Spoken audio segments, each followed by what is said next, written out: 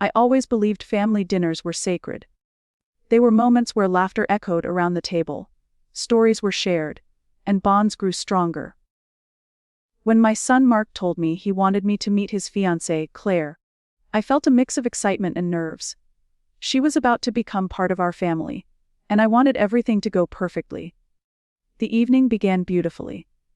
I cooked my son's favorite dishes, set the table with candles, and even opened a bottle of wine I had been saving for a special occasion. Mark looked proud when he walked in with Claire.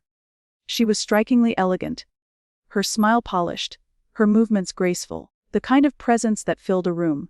I wanted to like her truly. At first, the conversation flowed easily. Mark spoke about his job, Claire complimented the food, and I shared a few childhood stories about him that made us laugh. But then, somewhere between the main course and dessert, things shifted. Claire leaned closer to Mark, her voice dropping just enough to sound secretive, and suddenly slipped into French. What she didn't know, or perhaps what she didn't care to know, was that I had lived in Paris for 3 years in my youth. I understood every word. She smirked and said, "Ta mère est si pathétique. Regarde comme elle essaie si fort d'impressionner. Ça. Your mother is so pathetic. Look how hard she's trying to impress." The words struck me like knives. My fork froze mid-air. But I didn't let my expression betray me. Mark chuckled awkwardly, as if not understanding the depth of her words. Claire clearly thought her secret language gave her power, a shield behind which she could mock me without consequence. Inside, my heart clenched. I had opened my home, poured love into every detail, only to be belittled at my own table. But outwardly, I smiled, as if I hadn't caught a thing. That was her mistake. Because in that very moment, I knew something she didn't. I wasn't just a mother trying to please.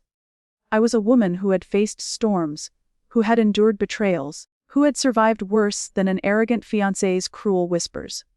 And I wasn't going to let this go. The dessert was served. I listened, nodded, and even laughed politely.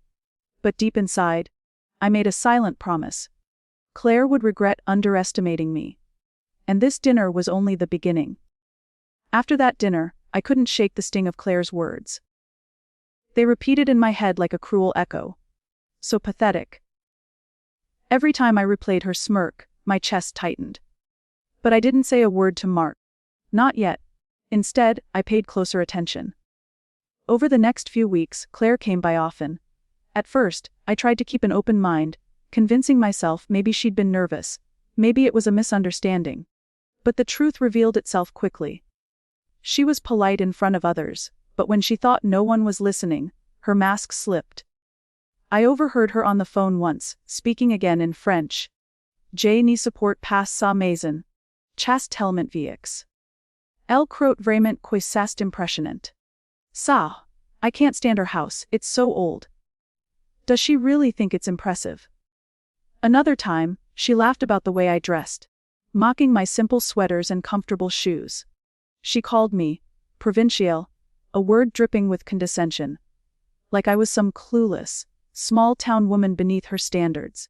But what she didn't realize was that I understood everything. Every sly glance, every mocking phrase in French, I collected them silently like evidence, storing them away. Mark, blinded by love, didn't notice. He adored her. He saw her grace, her charm, her ambition. I saw something else entirely: arrogance, manipulation, and disrespect. It would have been easier to confront her right then, to explode and reveal my secret, that I spoke French fluently and had caught every insult. But no, that would have been too easy for her, too clean. No, I wanted her to feel the way I did that night at dinner. Powerless, blindsided, humiliated. And to do that, I needed patience. So I smiled when she came over.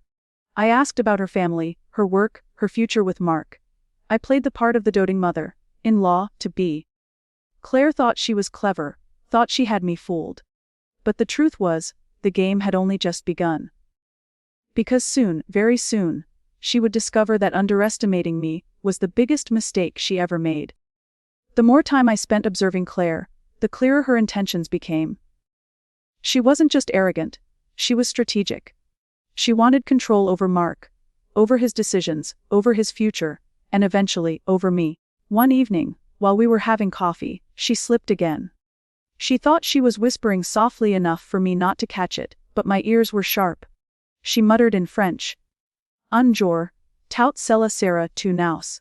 Elle est ville. Elle ne durera pas éternellement. One day, all of this will be ours. She's old. She won't last forever. That was the moment my blood ran cold. She wasn't just mocking me anymore. She was planning. I kept calm, but inside, a storm brewed. It wasn't just about me anymore. It was about my son, about protecting him from a woman who clearly saw him as a stepping stone, a tool. He loved her with all his heart, but to her, he was a gateway to stability, to a future she thought she deserved. The more I listened, the more her arrogance grew. She bragged to friends on the phone, again in French, about how Mark was soft, how she could mold him into whatever she wanted. I clenched my fists, every syllable burning into me like fire. That night, as I sat alone in my room, I remembered Paris. I remembered the years I had spent there. Not as some tourist, but as a student of literature and language. I had learned the subtleties, the tones, the sharpness of the French tongue, and it struck me, maybe it was time to remind Claire that I was not the naïve, provincial woman she thought I was. But I didn't want to simply expose her. No, that would be far too easy. I wanted her to squirm. I wanted her to feel the weight of every cruel word she had whispered. And I wanted Mark to see her for who she truly was. Not because I told him, but because she revealed it herself. So I began to plan. Carefully. Patiently. Quietly. I practiced responses in French in front of the mirror. Not the stiff textbook kind, but the kind of sharp, precise phrases that would pierce her carefully constructed arrogance like glass shattering. I thought about the perfect moment, the perfect audience. It couldn't just be me and her. It had to be public, undeniable. The kind of exposure she couldn't twist, couldn't hide behind a smile or a lie. And as the days passed, the opportunity presented itself: an engagement dinner. A room full of family, friends, laughter, and love. The perfect stage. The perfect trap. The night of the engagement dinner arrived like fate itself. The restaurant was warm, buzzing with clinking glasses and cheerful voices. Family gathered around, old friends reunited. And everyone was there to celebrate Mark and Claire. I dressed simply, but with purpose. An elegant navy dress, pearls around my neck, and the quiet confidence of a woman who knew exactly what was about to unfold. Claire entered, radiant in her designer dress, her hand resting possessively on my son's arm. She smiled sweetly, kissed my cheek, and acted as if she were the perfect daughter-in-law, but her eyes still held that smug superiority I had come to know too well. Dinner flowed easily at first. Toasts were made, stories shared, laughter filled the room. I sat quietly, watching, waiting. Claire thought she was in control, floating gracefully through every conversation, charming the crowd. And then it happened. She leaned close to one of her friends, giggling, and once again slipped into French. Regarde, la. Toujours d'essayer d'avoir l'air élégante. Comme si les pearls pouvaient cacher sa pauvreté. So, look at her, always trying to appear elegant. As if pearls could hide her poverty. A cruel smirk followed. Her friend laughed softly, but I noticed. Others did not. My hands tightened around my glass. The room was filled with people who respected me, who loved my son. And Claire had just handed me the perfect moment. I placed my glass down gently, rose to my feet, and smiled at the table. If I may, I began, my voice calm but commanding, I'd like to say something about family. All eyes turned to me. Claire tilted her head, expecting some sentimental toast. Instead, I turned directly to her. And in flawless, sharp French, I said, La vraie pauvreté, ma chérie, c'est devoir un cibai vide un lang plein de poison. Je comprends, chaque mot que tu dis depuis les premières de que c'est true poverty, my dear, is having an empty heart and a tongue full of poison. I've understood every word you've said since the very first dinner. The silence that followed was absolute. Forks froze mid-air. Glasses hovered. Claire's face drained of color, her smirk collapsing into shock. Mark's eyes darted between us, confusion turning to realization as he saw his fiancée crumble under the weight of my words. I didn't shout. I didn't curse. I simply smiled, lifted my glass, and added, "To family, the ones who deserve our trust." The table erupted in whispers, shocked faces everywhere. Claire opened her mouth to defend herself, but nothing came. Her perfect mask was shattered. And in that moment, I knew my revenge was complete. The silence at that dinner table stretched on for what felt like hours, though it was only seconds. Claire's face turned crimson, her perfect composure shattered. She stammered, searching for words, but none came. Mark finally broke the silence. "Mom, you understood. All this time." His voice was low, almost broken. I nodded. Every word, Mark. From the first dinner until tonight. His expression shifted, shock, then anger, then a hollow sadness I'd never seen in him before. He turned to Claire. "Is it true? You mocked her." In French. Thinking I wouldn't notice. Claire reached for his hand desperately, her voice trembling. "Mark, it's not what it sounded like." But the room had already judged her. Friends, family, everyone who mattered had witnessed her mask fall away. No charm, no elegance. No carefully chosen words could erase what I'd revealed. Mark pulled his hand away.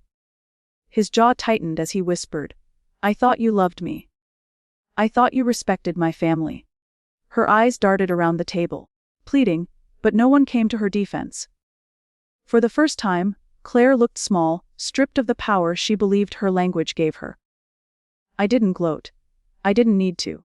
The revenge was never about screaming or humiliating her with insults. It was about exposing the truth, letting her arrogance collapse in front of everyone she had tried so hard to impress. By the end of the night, Mark asked her to leave.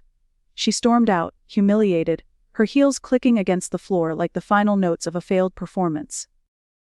Days later, Mark came to see me.